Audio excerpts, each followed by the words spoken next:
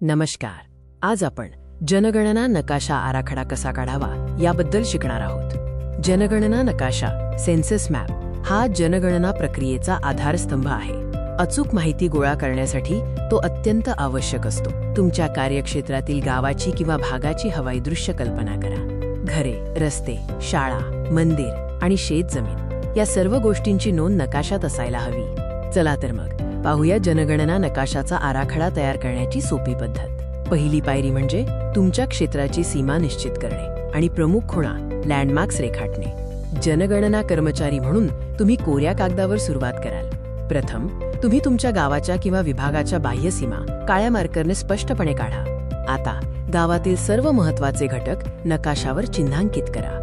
यात मुख्य रस्ते, गल्ली, नद्या किंवा नाले, शाळा, अंगणवाडी, मंदिरे आणि ग्रामपंचायत यांचा समावेश असेल. लक्षात ठेवा, नकाशा वाचायला सोपा असावा.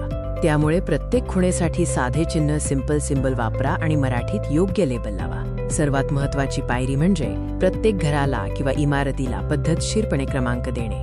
हाऊस नंबरिंग अचूक असणे आवश्यक आहे.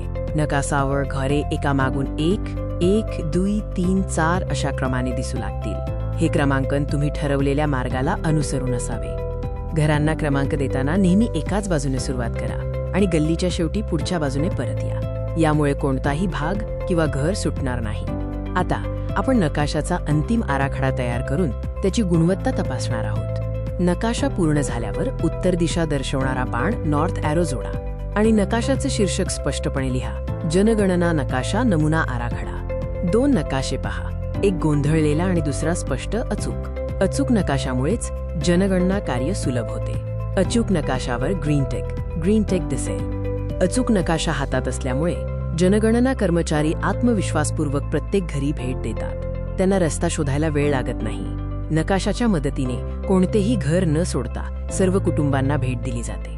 गावकरी आनंदाने आणि सहकार्याने माहिती देतात. शेवटी लक्षात ठेवा, अचूक नकाशा म्हणजे यशस्वी जनगणना.